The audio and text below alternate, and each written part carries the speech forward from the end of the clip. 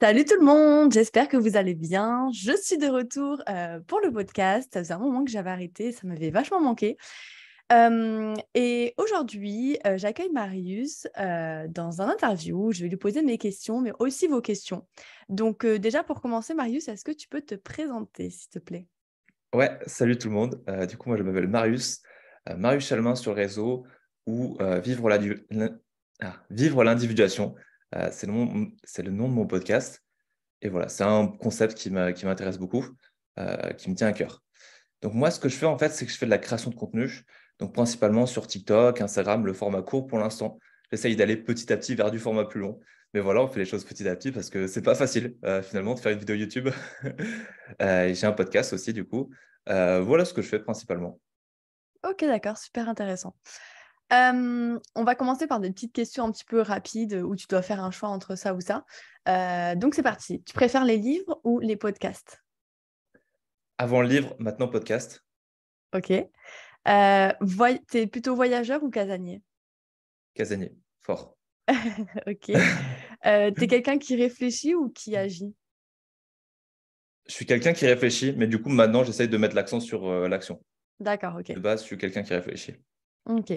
Tu préfères bosser à la maison ou dehors dans un café Maison, peut-être? Ok. maison.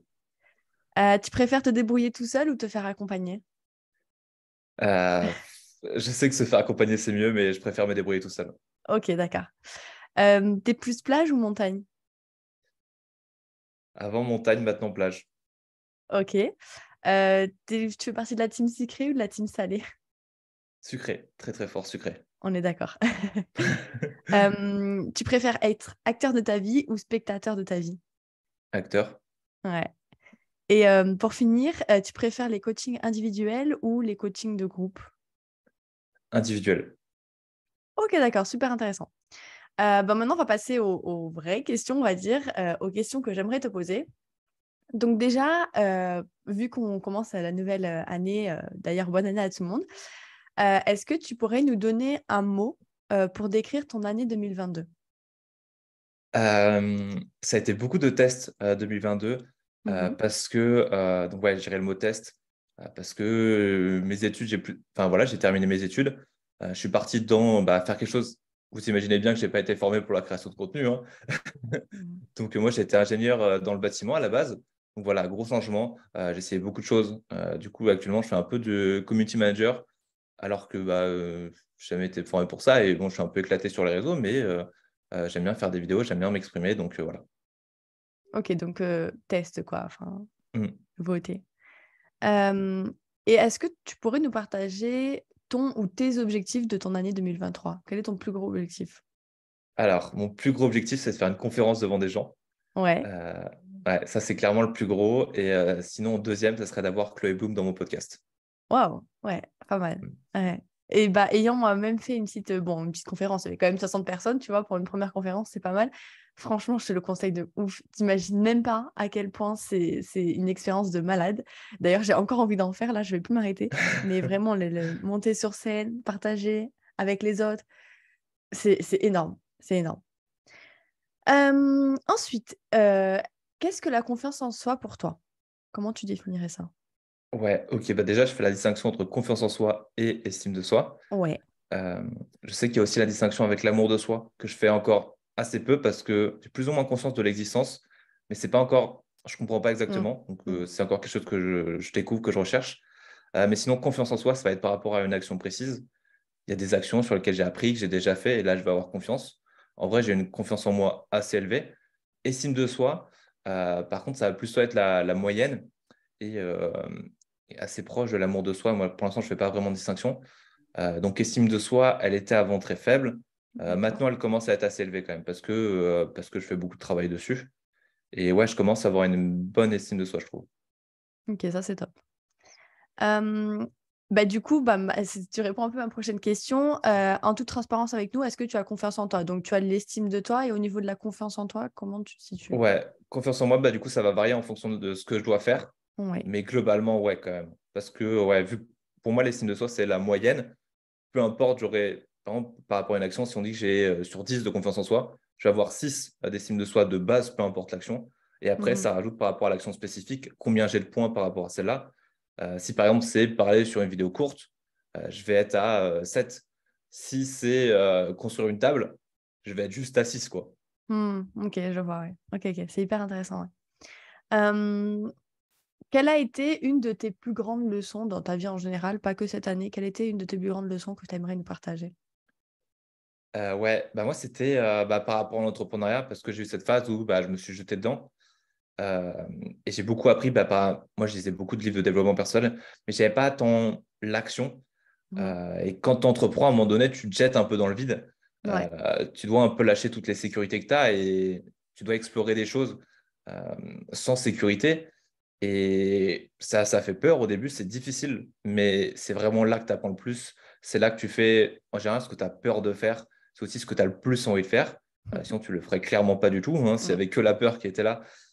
C'est la passion que tu as derrière qui fait que ça affronte la peur et que tu as envie de le faire, mais que tu as peur. Et donc voilà, affronter cette peur-là, moi, ça fait que actuellement ma vie, elle est incroyable. Début 2022, j'étais un peu perdu, quoi. Sachant que j'ai longtemps fait des études en mode, à un moment donné, tu vas trouver ce que tu veux faire. Non, non, clairement pas. Je me suis jeté un peu à l'eau. Au début, j'avais un projet entrepreneurial. Ça a duré, je sais pas, j'ai commencé à le construire pendant 6 mois, un peu avec la sécurité des études. Je me suis jeté dans l'eau. Là, ça a été beaucoup plus vite. En 3 mois, j'ai été beaucoup plus loin. J'ai vu aussi que c'était pas exactement ça ce que je voulais faire. Et Ouais. j'ai vu que ce qui m'intéressait, c'était vraiment la création de contenu. J'ai essayé un peu le coaching, j'ai essayé pas mal de choses. Et c'est là que tu apprends vraiment. Mm. Mm, mm. Ouais, tester, passer à l'action. Ouais, le test. Mm. On va parler du pourquoi, qui est hyper important. Pourquoi tu te lèves chaque matin? Qu'est-ce qui te motive? Ouais, moi, c'est l'esprit créatif. Il y a des Ouais. matins où, quand tu as une idée de vidéo, tu vois, tu peux pas forcément la filmer tout de suite. Si à 22 h, j'ai une idée de vidéo, je vais être en mode, peut-être attendre demain matin, quoi, parce que Ouais. pas être dingue. Du coup, il y a des fois, j'ai l'idée, là, par exemple, j'ai deux idées de vidéos que je veux faire. J'étais méga hype et en plus, j'ai cet appel avec toi, ce podcast. Ça, c'est des choses qui me hype parce que j'ai envie de créer quelque chose, je sais ce que je veux faire de ma journée. Mhm.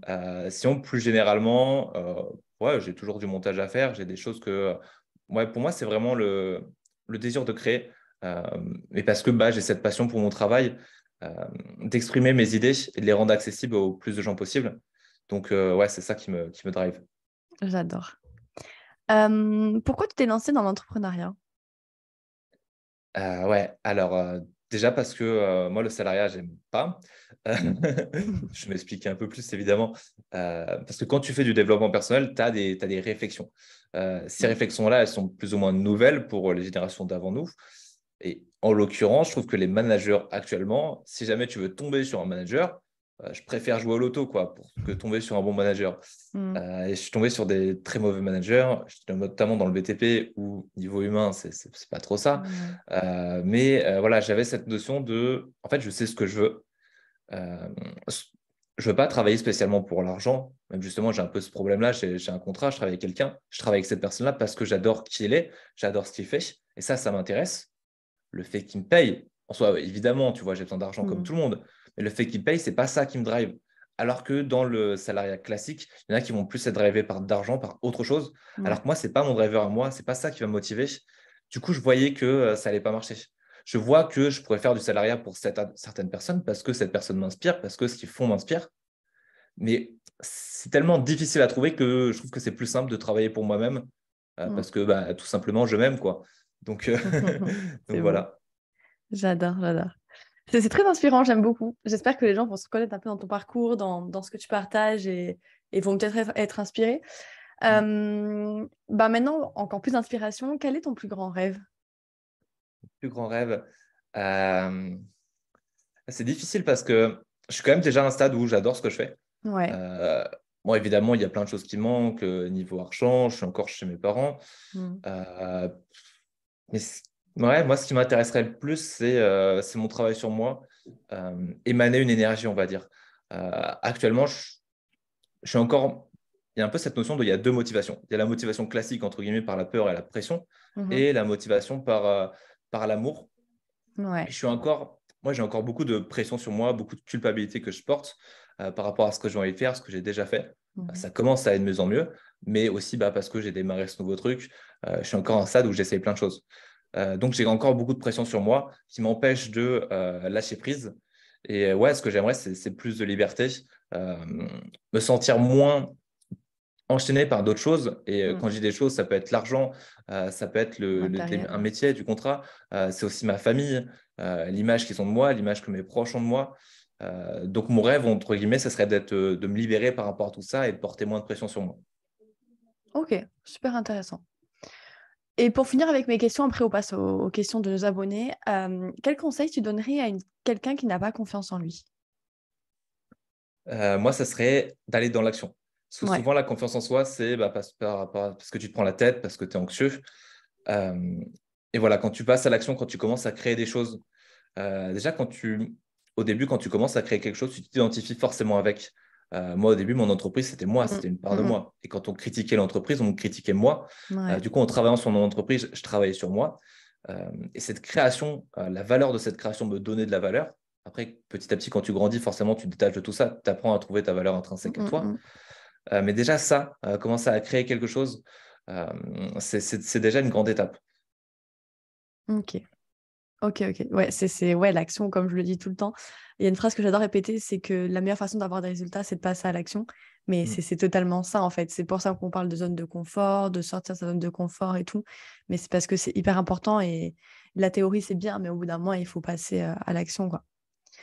Euh, super. Maintenant, on va passer aux questions de nos abonnés. Alors, on te demande, c'est quoi pour toi le développement personnel?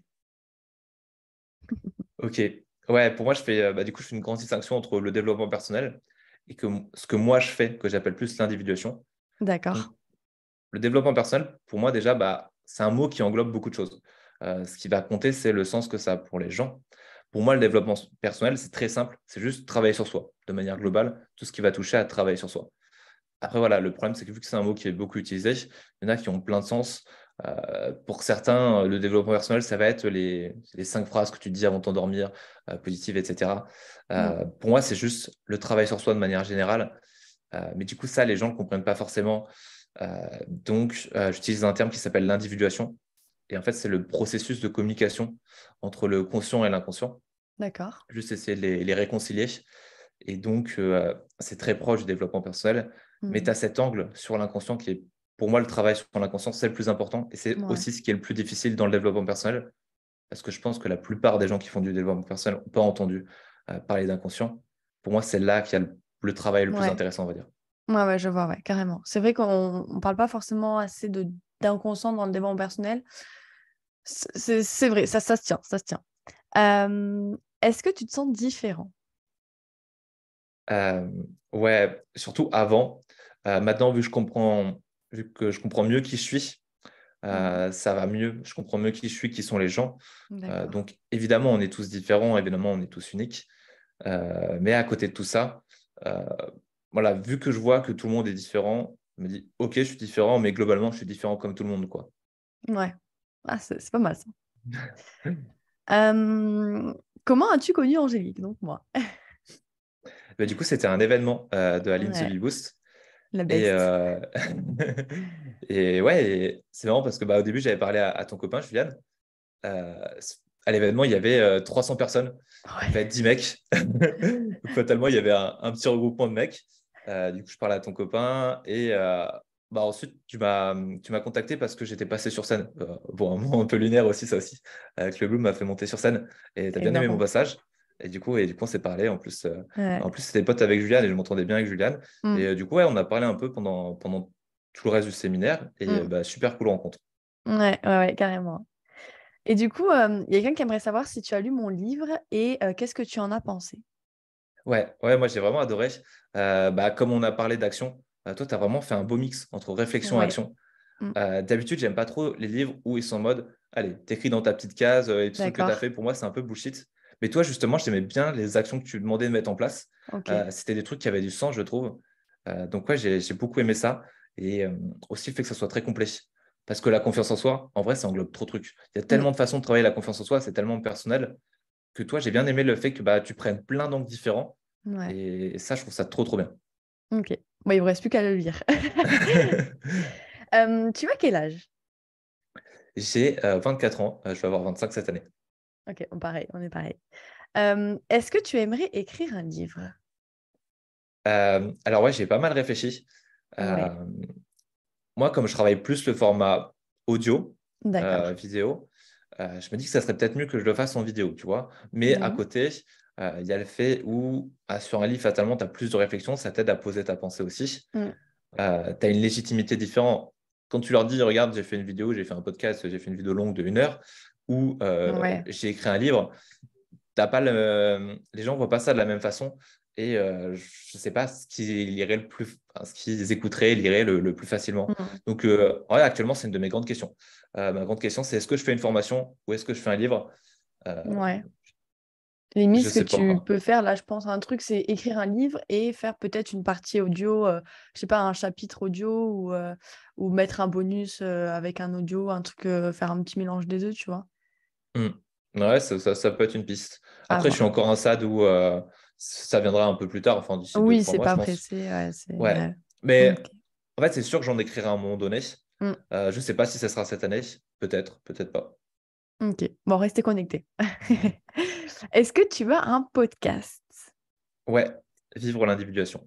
Ok. De toute façon, si ma tête n'oublie pas, je mettrai tous les liens, tout ça, ton Instagram, ton podcast, tout ça, dans la description. Une question très intéressante. Depuis quand pratiques-tu l'individuation selon les principes de...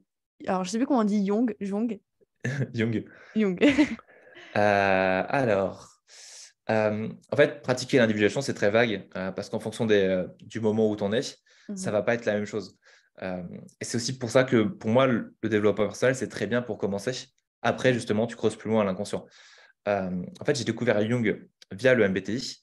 Et ça, c'était il y a 2-3 ans. 2-3 ans, j'ai commencé à creuser très loin dans le MBTI et je suis remonté jusqu'à Jung.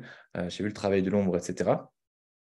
Donc là, on va dire que c'était le début, mais je ne connaissais pas encore vraiment l'inconscient. C'est cette année, je crois que c'était on va dire vers juin, Ouais. peut-être même un peu avant, que je me suis fait coacher. Et en fait, mon coach, il a réussi à taper dans l'inconscient. Et là, l'inconscient, pour moi, a eu beaucoup plus de sens. Et j'ai revu complètement différemment le travail de Jung. Et on va dire que là, c'était beaucoup plus de l'individuation qu'avant. Ok, ok, hyper intéressant. J'ai une petite dernière question. On en a un petit peu parlé déjà, mais comment as-tu eu confiance en toi? On a parlé d'action. Qu'est-ce que tu as pu mettre comme action concrètement en place pour développer ta confiance en toi? Ouais. Moi, c'était. Bon, déjà, j'avais une grande peur, c'était la peur de parler en public. D'accord. C'est pas totalement résolu, mais j'ai fait des. Parce qu'en fait, moi, je suis quelqu'un qui a besoin. J'aime bien le contrôle. Ouais. Donc, avant d'aborder quelque chose, si je le maîtrise, c'est plus simple. D'abord pour ça Ouais. que j'ai un gros problème avec la danse. Mais ça, D'accord. c'est autre chose. Euh, mais par exemple, en fait, j'étais il y avait une association d'éloquence Mhm. dans mon école. Et voilà, j'y avais été. Et donc, tu fais des débats, tu parles, bon, c'est pas beaucoup de gens, tu vois, mais c'est quand même des jurys, c'est entre guillemets des gens importants. Mhm. Euh, et là c'était un gros pas pour moi de voir que je pouvais parler en public. En plus, bah, tu essayes des techniques, tu essayes des trucs, tu as une approche différente. Et vraiment, c'était trop bien. Donc, bah, toujours l'action, en sachant qu'il y a eu le Covid qui arrivait et qui a fait que j'ai fait que 2 ou 3 débats et finito. Donc, un peu relou. On va dire que ça, c'était un des débuts. Mais globalement, c'était des passages en action parce que dans un contexte où j'ai travaillé en amont, je vais pas avoir de. Si j'ai la sensation de maîtriser le sujet, je vais pas avoir peur de le mettre en avant. Ouais. Enfin, entre guillemets, ça passera plus facilement. Donc, ça, petit Mhm. à petit. Mais le plus gros step, ça a été l'entrepreneuriat. Et quand je Ouais. me suis fait coacher, vraiment, mon coaching, ça a débloqué 15 000 trucs. Bah, du coup, parce qu'on a tapé dans l'inconscient, parce en fait, il y avait des blocages inconscients qui faisaient que des notions que j'avais lues et comprises, je n'arrivais pas à les intégrer. Et en enlevant ces blocages-là, ces notions sont revenues, j'ai pu les intégrer et j'ai step up. C'était incroyable. Génial. Ok, super. Merci Marius pour cet échange qui m'a fait beaucoup plaisir. Ça me fait rire parce qu'il y a 1 ou 2 mois, je crois que c'était toi qui m'avais invité sur ton podcast. Mm. Donc maintenant, on échange les rôles.